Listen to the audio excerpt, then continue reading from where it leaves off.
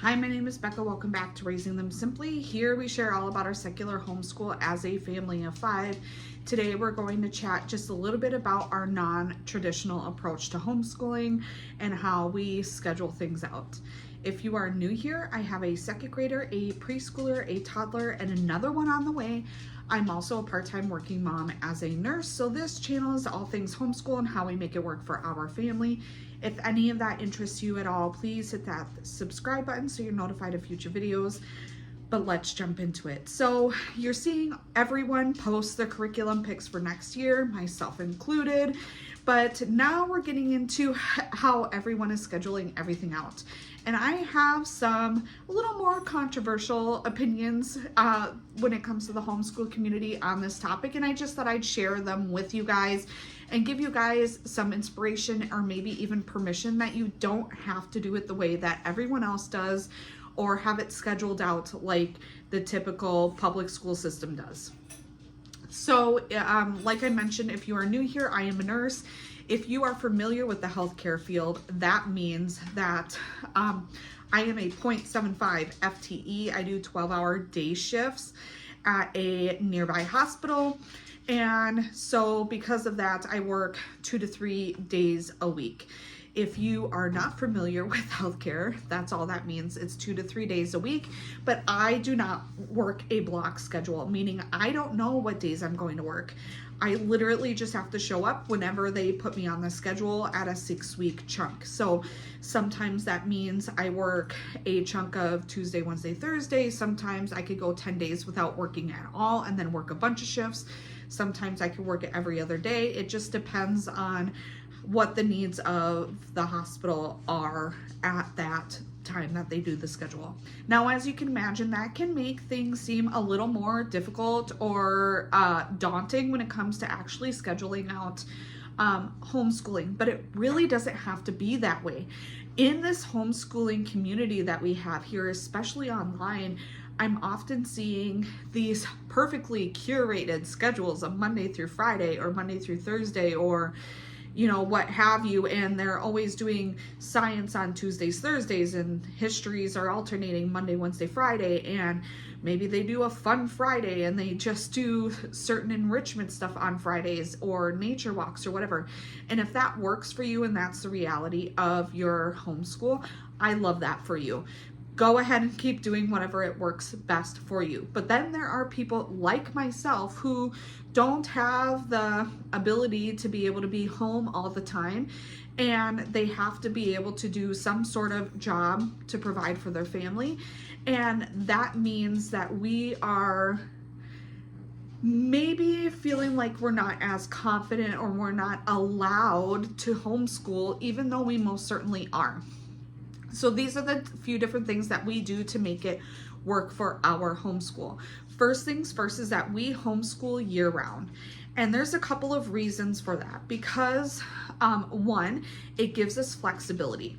Because I work 2 to 3 days per week, we just homeschool on the other days that I'm not working, and it evens out pretty much the same.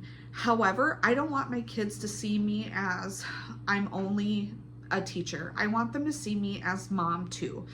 And it's not really fair to them or myself that if I work 3 days, that every other day then is automatically means school. I want to once a month or so be able to not have to teach school and take my kids to the zoo or a play date or maybe go to a coffee shop or be able to be outside all day, especially during the summer, where we could do nature hikes and things like that we like to do. And so that homeschooling year-round provides that flexibility for us. Does that mean that we homeschool in the summer? Yes, we do homeschool in the summer, but we try to make it so that it is a lighter load in the summer, meaning that we are still going to do language arts and history, but hopefully during the school year we have done the majority of our language arts curriculum or the majority of our history, so that way we could do lighter school days during the summer. Every year this works differently for us depending on what we are going through that year, but for example, last year we took the entirety of August off. when we have August, when my son's birthday is in August, and he wanted the entire month of August off. And I told him that if he wanted to be able to do that, we had to finish all of our science and our history curriculum for that year. And he was able to do it. Now, it wasn't a terribly heavy workload by any means. It just meant that we did not have as light of school that we normally would have during the June and July months. But he was okay with that because that meant he got an entire month off over his birthday, which worked out really, really well for us. This year is going to be a little bit different because I'm expecting our next child, and I don't want to add any unnecessary pressure to myself or my kids that we have to perform at a certain level, 1 or 2 weeks after baby is born. So are we going to be having a little bit of a heavier workload this summer? Yeah, probably. But it's still not outside of what my kids consider their normal school, because it's something that it's a workload that we already have during the year. Now, because we also homeschool year-round, especially in the early years, there's not this added pressure that I have to do reading every single day that we do school, or math every single day that we do school. When my son was younger and we were going through reading challenges, for example, we would only do reading once or twice a week, and then we would do everything else, or math, on the other days, and then we'd sprinkle in history and science after those other lessons. So it was a very light day.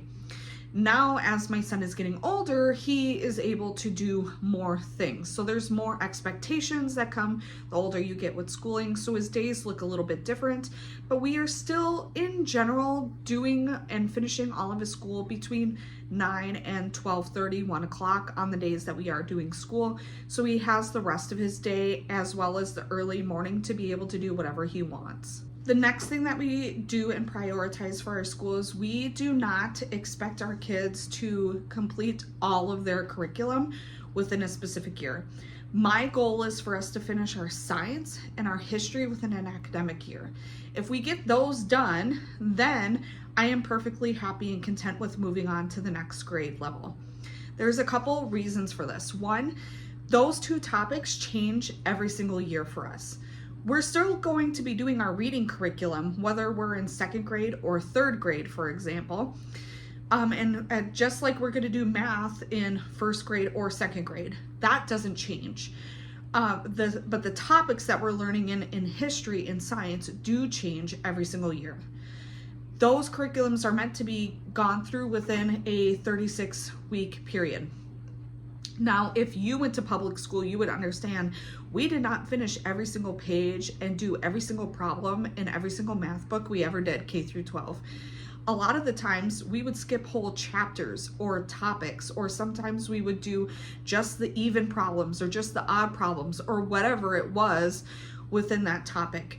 I remember one year my math teacher told us that we weren't even going to touch our textbook until April because they were only going to teach us the stuff that was on the standardized test, and that my school district was really pushing really good scores on the test that year, so they weren't allowed to teach the stuff out of the textbook.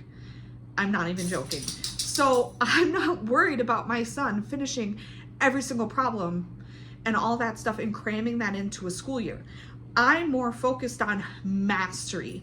It does not do me or my son any favors to try to push him along in his math curriculum faster than he's able to understand it, because it's only going to create more problems later. One of the benefits of homeschooling is to be able to cater our schooling to our children, right? And so if my son needs a little extra time, like right now, focusing on addition and subtraction, memorization facts, we're going to take the time to spend on that, and I'm not going to worry about rushing everything else just so that we meet some arbitrary deadline. Same thing with reading. Especially in the early years, we didn't do spelling or grammar or anything like that. We were just doing his reading curriculum. I don't need him to get his reading curriculum and force him to go faster, especially with the reading challenges that we do have, because that's not going to do him or myself any favors. So we just focus on those two curriculums. So if you need permission for that, I am giving it to you. You don't have to rush through certain curriculum just to meet some grade deadline. Another thing I do that seems a little controversial in today's homeschooling world is I don't pre-plan our curriculum, meaning I do not sit down with my planner at the beginning of every single week and write down verbatim what lessons we're going to do. It does not work for us. There's a couple different reasons. One, in the early years, if my son was having a real hard time that day, or my toddler or myself, I was not going to force us to do school because it wasn't going to work. Especially in kindergarten when things, expectations are a lot lower. I'm not going to have him sit there and force through, we have to do school this day, even though you only slept an hour and a half last night. That wasn't going to work for us. One thing that I do at the beginning of the homeschool week is I will go in my planner and I'll mark the days that I do work, because I know automatically then my kids are not going to do school that day. But then what I do is I have a day 1 through 4 schedule. I've talked about it here before. I will link that video down below for you guys. But in that way, I have an outline for what our expectations are for those days. So pretty much, instead of knowing that I'm going to do history every Monday, Wednesday, Friday, for example, and then alternate that with different subjects on Tuesday, Thursday, what I do is I have an outline of suggested things that I should go through on day 1, 2, 3, and 4. And I use that outline and go over the curriculum to figure out which individual lesson. And because, like I mentioned, we homeschool year round, I have the flexibility that if we don't get to XYZ on this day, that's okay. We just go through it on the following day. I don't cage myself to the curriculum that we do. We just go through the next part. I just flip open the next page and we do that next thing in there. I'm not trying to force myself to stick to everything within a specific day because the curriculum tells me that that's what I need to do. I have a toddler and almost having a new baby here, and my preschooler is 4 years old.